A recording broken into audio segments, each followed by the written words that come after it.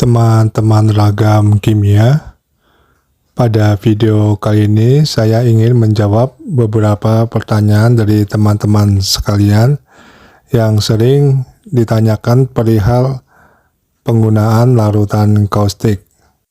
Seperti sudah teman-teman pahami, bahwa larutan kaustik ini digunakan sebagai penetral labs atau untuk menaikkan pH menjadi pH netral, terutama teman-teman yang mempergunakan labs atau larutan Actinsoft dalam formula sabun cairnya. Larutan kaustik adalah larutan yang cukup berbahaya karena sifat korosifnya dapat merusak jaringan kulit.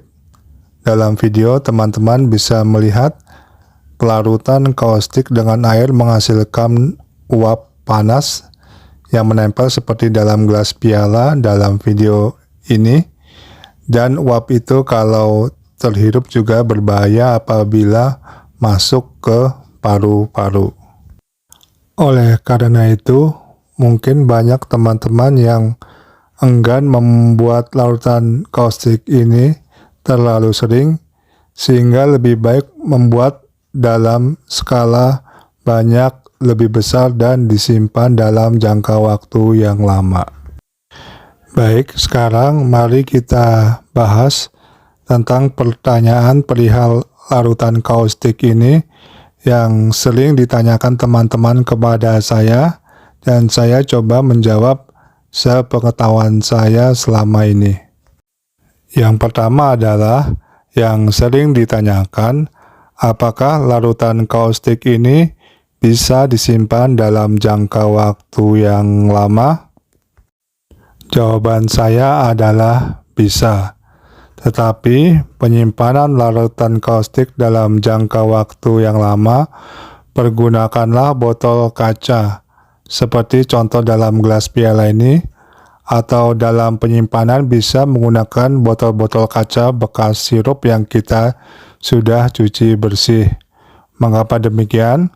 Karena sifat korosif dari larutan kaustik ini, bila mempergunakan wadah selain kaca, bisa melarutkan wadah tersebut sehingga berlubang dan berbahaya bagi diri kita sendiri.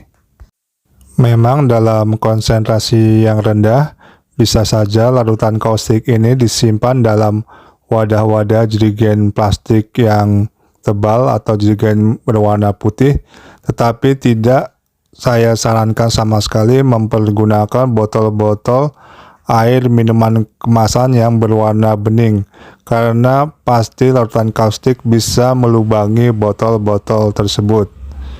Pada kenyataannya, terutama di laboratorium kimia, larutan kaustik ini juga disimpan dalam jangka waktu yang lama, biasanya menggunakan wadah-wadah botol kimia yang dipergunakan sebagai reagen-reagen kimia untuk percobaan kimia di laboratorium. Pertanyaan kedua yang juga sering ditanyakan kepada saya adalah, apakah larutan kaustik ini yang kita kenal juga sebagai larutan soda api atau juga memiliki rumus kimia NaOH bisa digantikan fungsinya dengan misalkan larutan KOA atau bahkan amonium hidroksida, atau yang biasa dalam kehidupan sehari-hari menggunakan larutan soda as atau soda apu, bahkan soda kue. Maka akan saya jawab juga bisa. Tetapi nilai kebasahan dari larutan-larutan yang saya sebutkan itu memiliki nilai yang berbeda-beda. Ada yang basa kuat, ada yang basa lemah, bahkan juga ada yang termasuk sebagai garam basa. Misalkan yang termasuk basa kuat adalah larutan KOH, yang termasuk basa lemah adalah amonium hidroksida, dan yang termasuk garam basa adalah soda as atau soda abu dan soda kue. Mengapa hal ini perlu dipahami? Karena walaupun larutan tersebut memiliki nilai pH di atas 8 atau pH basa, tetapi nilai mereka itu berbeda-beda. Perbedaan nilai itu yang menyebabkan nilai pengenceran atau penetralan terhadap banyaknya labs yang ada dalam larutan juga berbeda-beda, dan itu berpengaruh kepada jumlah air atau nilai pengenceran yang bisa kita tambahkan ke dalam formula sabun yang kita buat. Perbedaan ini juga menyebabkan perbedaan nilai surfaktan atau kandungan busa yang akan kita dapatkan dari suatu formula sabun yang sama. Supaya bisa dipahami, misalkan kita ambil contoh 10 gram labs, kita netralkan dengan larutan kaustik membutuhkan 10 ml larutan kaustik.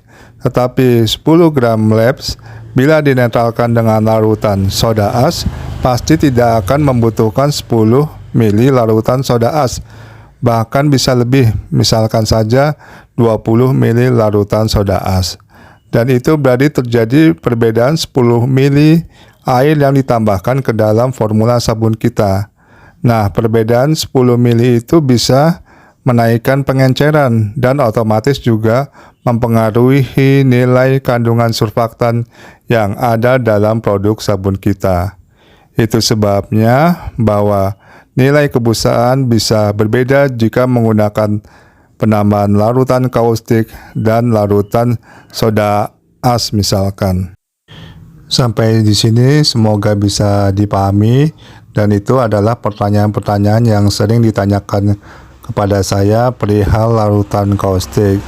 Perlu diingat bahwa kondisi atau posisi kebasahan dari larutan kaustik adalah berada pada posisi yang paling tinggi. Jadi NaOH adalah posisi yang teratas, kemudian KOH adalah selanjutnya, kemudian ada amonium hidroksida dan termasuk basa-basa lemah di bawahnya, dan yang selanjutnya adalah garam-garam basa termasuk adalah soda abu dan soda kue. Demikian video kali ini, semoga bisa bermanfaat buat teman-teman semua. Tetap berinovasi dan bereksperimen.